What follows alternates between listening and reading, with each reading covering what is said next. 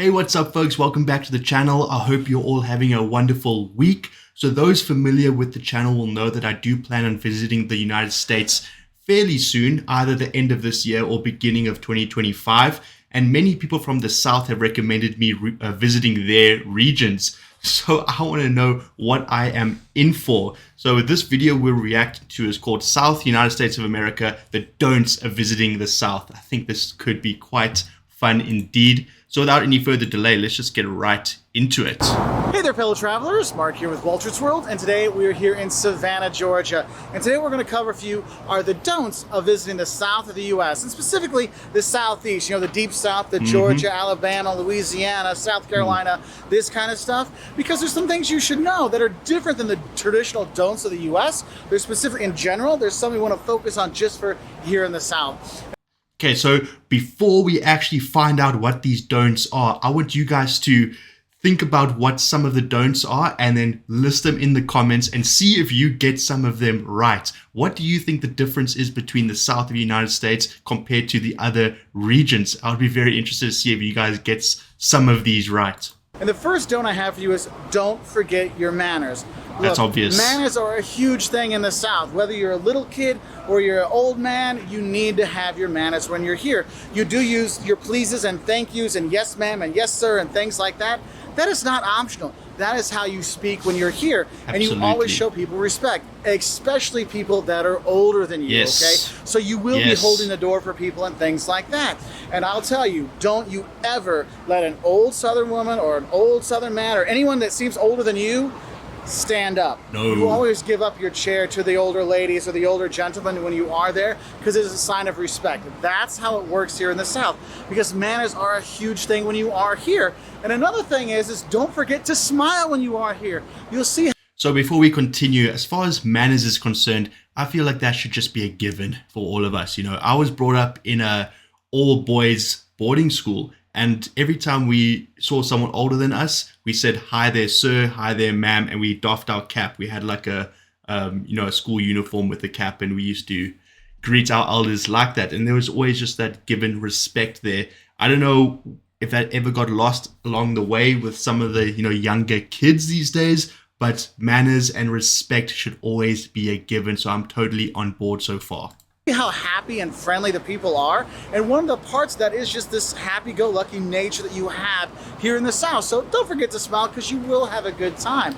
Absolutely. And with that is, don't be surprised if people randomly start up conversations with you when you are here in the South. Going grocery shopping, if you pass by somebody maybe twice in 2 different aisles, don't be surprised you strike up a conversation out of the blue on the next aisle. It is a completely normal thing here, because the Southerners are super friendly. I know, we were at a restaurant here in town a couple days ago. My credit card fell through the crack in the floor, like it was like a deck kind of thing that they had built up. They pried up the floor to get my card out. I'm like, dude, I can call and cancel the card. It's okay. They're like, no, we got this taken care of. The people in the South are super friendly, so don't freak out about it. It's not fake. They are really that friendly and that helpful. So don't be scared to ask for help when you come here. That's another don't I have for you, because you're going to see towns like Savannah or Charleston. There's so much history here. You're not sure, what should I be looking at here? I mean, you have this picture. What should I look at? Well, you got the cotton exchange right there. Like, oh, there's a historic building. And you got the fountains. Yeah, so before we continue, I definitely like that welcoming, social atmosphere. Back where I am, whenever we go to a bar, we always invite people to a bar that we don't know, make friends and such. So to go to a region where you can strike up a conversation with some of the locals and maybe even befriend some, that would be great. It would be great to, visit the United States and actually make some friends in America. So, I've got no problem with people being friendly. I think that's just how we all should be, really. And you got the Capitol building, you have these things, you're like, wow, it is kind of a cool thing to check out, but you want to know more.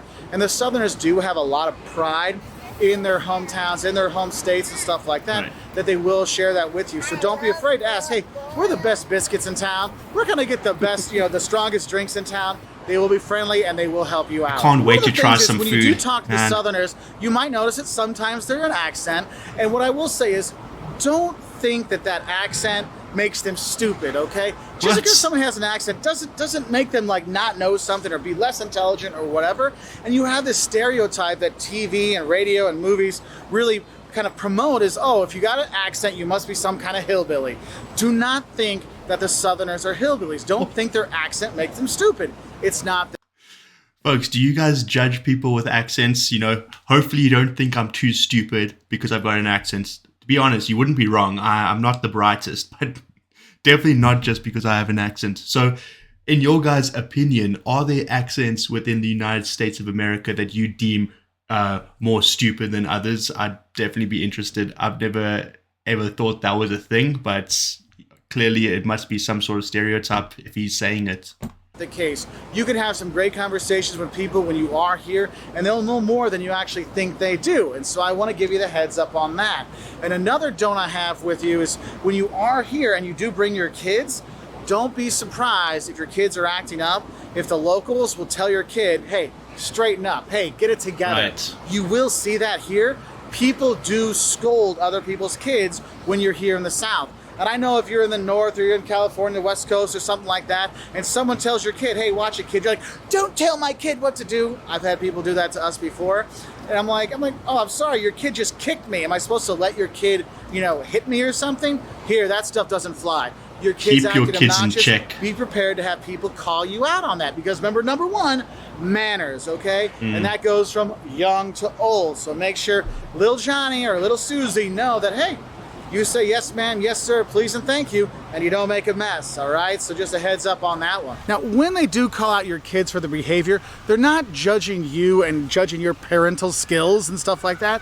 What they kind of do here in the South is it's the old mantra, it takes a village to raise a child, and so the whole village is helping out raising the child, okay? So don't be offended by it. Because you know what? It is hot when you're here, and that's my next don't is don't melt when you come to the South. Look, July and August, oppressive heat in pretty much the entire deep South, and in lots of places, oppressive humidity. Like you walk out, you're like, oh, I'm gonna melt and die, oh, help me God. You do have that when you are here. So if you're gonna come, there's a reason why so many people winter in the South, because it's got nice weather in the winter. So come down here from October till April, and you're not gonna have the insane heat, you're gonna have nice weather and less humidity, but don't. So I feel like for me, it won't really matter what month I come, simply because I'm used to the heat. In South Africa, we also have very soaring temperatures all year round. So I feel like I would be pretty well suited to whatever, temperatures the South may have. But I'll definitely do my research beforehand to find what season is the best to do it. Don't expect to not die of the heat and humidity if you do come in July and August. So I'll be honest with that. It can be pretty bad, okay? And I guess one of the other don'ts I'll have for you is if you're really hot and you want to get a drink and you go in, they might ask you, hey, what kind of Coke do you want? You're like, what? So my thing is, don't think that Coke just means Coke. Here, a lot of times what you'll see is they'll say, hey, what kind of Coke you want? They mean, what kind of soda would you like? What kind of pop or soda pop or drink? It's just the word they use for soda is Coke, okay? So don't freak out. You're like, I don't drink Coke. Yeah, I know. We have lots of different Cokes, Sprite, Dr. Pepper, whatever. You do have that when you are here. Now, the last few years, I've definitely seen a drop off in the number of places where they do use Coke as the de facto word for soda or soda pop. So you might not see it too often, but occasionally you will. So I just want to give you that heads up. And the thing is, if you're gonna meet up with Southerners to have a drink, whether it's a Coke or a beer or whatever, is you gotta realize is don't expect the Southerners to be on time. There's definitely a much more laissez-faire attitude with time here in the South. And as Jocelyn will tell you, look, with this kind of humidity, how's my hair gonna dry? These kind of things, it takes a little bit more time. Or Jocelyn will tell me, hey, I've gotta get my face on. Look, the thing is time is very relevant here. So if you're setting up a time, hey, let's meet at 8 o'clock, they might not be there till 8:30 or something like that or later. And don't worry if they write, she's like, oh, we're on our way. And that means like, I'm getting in the shower, okay? So the more time you spend here, you'll realize that, yeah, on time, not always a thing to expect to have here. Now, okay, those from the South, is that true? Are you folks always late, or is he lying there? I would like to know your opinions. Going back to that drinky kind of thing, another thing you need to know is when you get tea here, don't think your tea is going to be unsweetened, okay? In the South, you drink sweet tea. Period. That's End it, of I story. guess. Unsweetened tea belongs in one place, down a drain, all right? So if you're gonna get tea, it's gonna be sweet tea, all right? And it's really good. And don't think that sweet tea is tea plus sugar. No, no, no. For all my friends, when you go to a restaurant in the Wait, that tea that you get served, is that purely like cold tea, or is the warm tea also extremely sweet? I'm confused. I personally only have had, warm tea. I think I've had a couple of like iced teas from like a supermarket or something like that, but I've never had, I guess, traditional sweetened tea that you might get in the United States. So I'd be interested to try. But is it only cold or is it also warm? Don't know. the north, and you ask for sweet tea, they say, oh, I have sugar packets with the tea. You're like, no, that's not the same thing. All right, so don't expect unsweetened tea when you're here. But the thing is if you're looking at food, honestly, if you're going to be coming to the South, don't bring tight clothes, or at least bring a belt with a couple extra loops on it, because you're going to eat so much when you're here, because there's so much good food, from the fried chicken, the biscuits, the grits. Oh my God. The barbecue, there's so much fantastic food that, yes, you will get quite big when you are here. I mean, I'll show you a picture of before I started coming to the South, and this is what I look like now, okay? So heads up with that. So don't forget a bit more room in your clothing when you are here. Now, my next stones kind of focus on some misconceptions of Southern food. No, they don't fry everything, but they do fry a lot. But honestly, my biggest stone would be that, look, don't think that barbecue goes on the grill. The grilling things you grill on your barbecue at home is hot dogs and burgers and steaks. Barbecue here in the South is smoked meat, whether it is, of course, a Boston butt. Oh my God, pulled pork is fantastic. Or I'm hungry, brisket guys. Or whatever. You have the smoked meat that's been on there for hours and hours, and it makes it all succulent and juicy, and it's so good. And that's why when you're in the South, you're eating barbecue all over the place. Because the thing is, if you're thinking that barbecue is just grilled meat, think about it. If you put a steak or any kind of meat on your grill straight on the flames for 7 hours, you know what you'd have? Charcoal, okay? Wow. It's not the same thing. So don't think barbecue is on the grill. It's in a... Does this guy not know that showing me all this food is making me extremely hungry? My goodness, that's one of the things I do look forward to visiting the United States, is trying all the different types of food. I feel like my palate is definitely aligned with, American food. So... oh, I cannot wait for it. Especially some of this food in the South, it's pretty unique. Smoker, just sucking in all those flavors. So definitely get barbecue when you are here. I'm not going to lie to you. Another don't I have for you actually dealing with those barbecue thing is, don't be surprised if the barbecue sauce you have varies from state to state. So here in Georgia, we have sweet barbecue sauce, right? But if you go to South Carolina, it's like a barbecue-based barbecue sauce. If you go to North Carolina, it's a vinegar-based barbecue sauce. If you go to Memphis, well, Memphis, they use a dry rub on their ribs. And so you have all these different kinds of barbecue you can have. I mean, I was in Alabama, and oh my God, I had some fantastic ribs when I was there. And here in Savannah, I'm doing the pulled pork. And I mean, you just have all these different variations.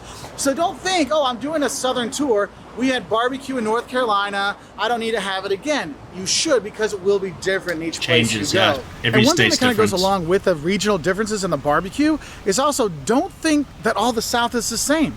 I mean, if you're going to Atlanta, it's a very different experience than coming here to Savannah or going to Charleston, which is very different than going to New Orleans or Natchez in Mississippi, or going to Memphis versus Nashville or Knoxville, or going to the Outer Banks and these kind of things. You have a lot of different kind of regional differences in the South, whether it's geography, whether it's people, whether it's food and cuisine and stuff like that. And yes, different types of barbecue that are out there. So don't think it's all the same. And don't think, well, I went to Atlanta, I saw the South. No. You saw part of the South. So go and explore more of it.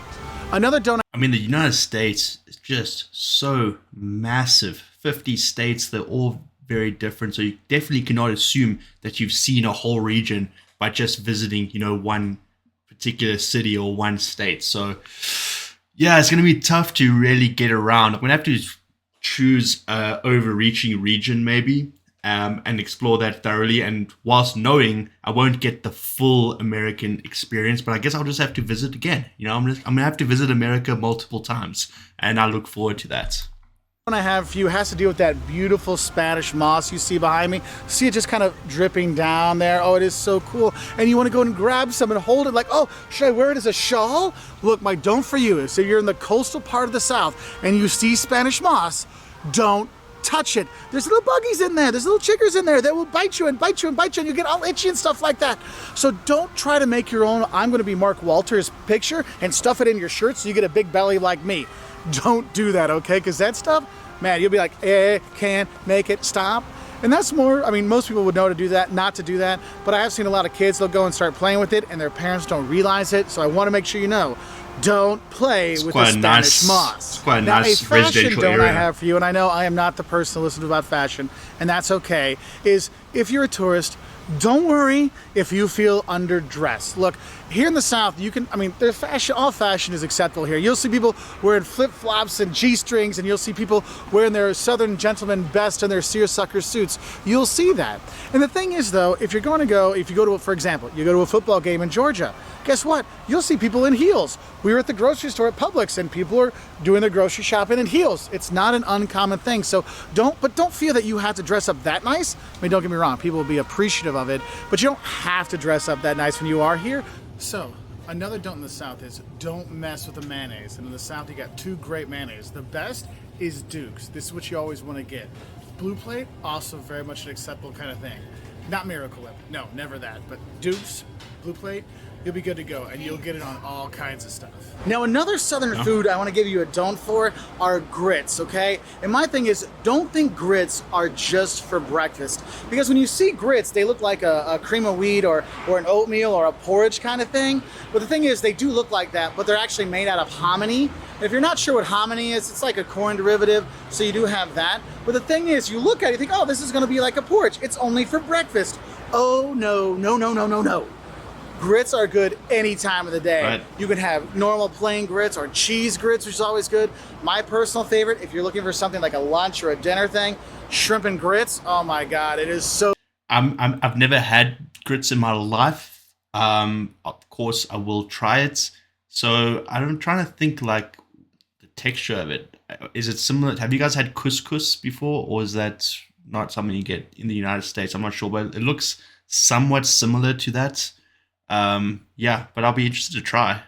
So good. So don't think grits are just for breakfast. It may look like it, but it so isn't. And going along with that, don't think biscuits are the same here as well. Because biscuits in the South, there's a different kind of flour they use. So make sure if you get a chance to grab some biscuits whenever you can, because oh my God, they are so good. Seriously, don't pass up the food in the South. I've said it before, I'll say it again.